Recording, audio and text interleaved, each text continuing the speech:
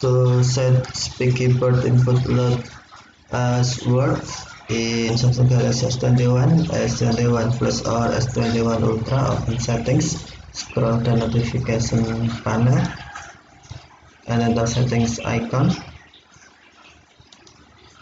Scroll down settings screen, find accessibility,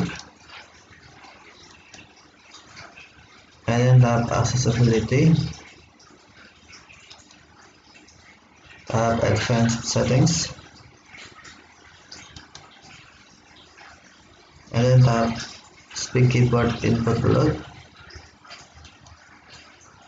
Tap speak keyboard input load switch until on, and then select words.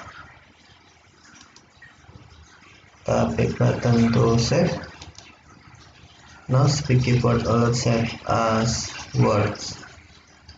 Okay, thank you for watching. Have a nice day.